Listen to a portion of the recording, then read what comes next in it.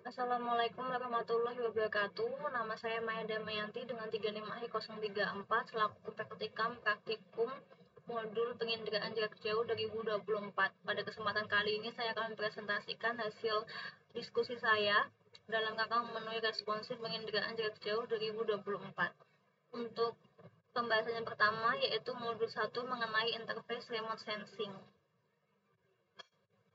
Pokok bahasanya ada definisi, tujuan manfaat, tahapan olah data, pembahasan hasil olah data, dan kesimpulan.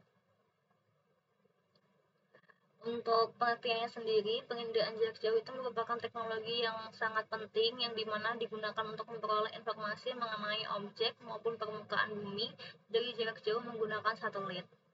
Pada praktikum kali ini, citra yang digunakan adalah citra Landsat 8 yang dimana resolusinya itu cukup besar ya, dan adapun tujuannya yaitu yang pertama untuk mengetahui definisi penginderaan jarak jauh, mengetahui spesifikasi Landsat 8 dan dapat mengoperasikan software QGIS.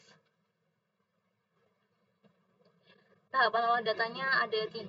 Yang pertama ada download citra, ada penggabungan band, dan ada reading data value. Untuk download citranya itu menggunakan website USGS, kemudian penggabungan band dan reading data value-nya menggunakan software QGIS.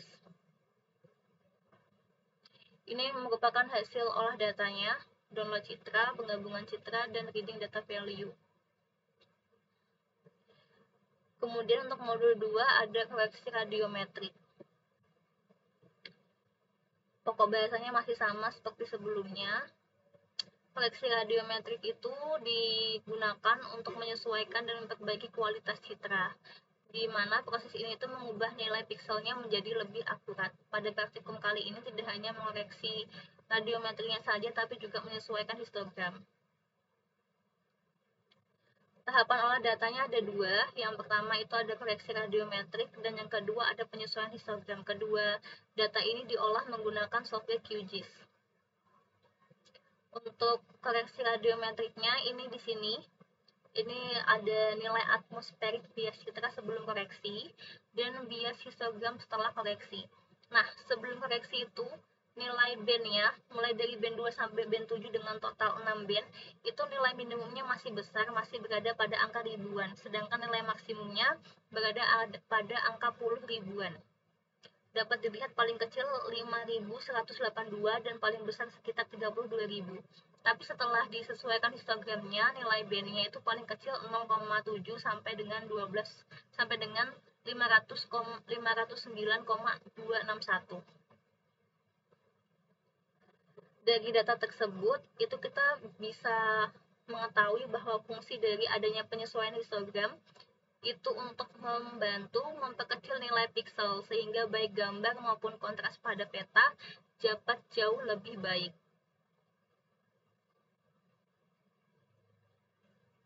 Kemudian untuk modul 3 ada koreksi geometri. Pokok bahasanya masih sama seperti modul-modul sebelumnya. Koreksi geometri sendiri dapat diartikan sebagai suatu proses untuk mengoreksi distorsi, perubahan bentuk yang terjadi pada gambar maupun objek geometris sehingga menghasilkan representasi yang lebih akurat dari bentuk aslinya. Tahapannya ada 3, ada memeriksa citra, ada work, dan ada overlay citra. Ketiga tahapan ini masih sama menggunakan software QGIS. Kemudian untuk hasil olah datanya, ini pemeriksa citra, ini sebelum diperiksa, ini sesudah diperiksa, ini sebelum di work, dan ini sesudah di work, dan ini overlay citra. Jadi yang paling depan ini adalah citra Landsat, dan yang paling belakang adalah citra Sentinel. Pada data yang digunakan, data citranya ada 2, citra Landsat yang berlokasi di Kota Semarang dan citra Sentinel yang berlokasi di Kota Demak, di mana citra Landsat ini ada sekitar 11 band yang digunakan, sedangkan si Sentinel ini sekitar kurang lebih ada 13 band yang digunakan. Dapat diketahui secara visual bahwa tampilan citra Landsat itu jauh lebih baik dibandingkan dengan citra Sentinel, dan proses adanya web array projection ini itu membantu untuk menampilkan kualitas citra menjadi lebih baik daripada sebelumnya. Yang terakhir adalah permukaan suhu laut. untuk pokok bahasanya masih sama. Kemudian untuk suhu air laut sendiri itu yang kita ambil ada perairan Laut Banda, di mana pada perairan Laut Banda ini terjadi pertemuan dua arus antara Samudra Hindia berarus hangat dengan arus Samudra Pasifik dengan arus yang dingin, menciptakan arus laut yang dinamis dan memberikan pengaruh perubahan suhu yang cukup besar dan sulit untuk diprediksi. Makanya kita perlu ini untuk dianalisis. Tahapan olah datanya ada 3, ada download citra suhu air laut menggunakan website Ocean Color, kemudian ada menampilkan data sea surface dan juga analisa spasialnya menggunakan Surface CDS. Ini download citranya, datanya seperti ini koreksi nilai awan, cropping citra, dan tampilan akhir olah datanya seperti itu. Pada praktikum kali ini itu data yang diambil sea surface-nya pada tanggal 11 Januari 2022 yang memasuki bulan musim barat, di mana musim barat ini masuk pada bulan Oktober sampai dengan bulan April dan ditandai dengan angin monsun yang bertiup dari Samudra Hindia ke wilayah Indonesia. Angin ini tuh membawa uap yang hangat, jadi suhu perairannya jauh lebih hangat.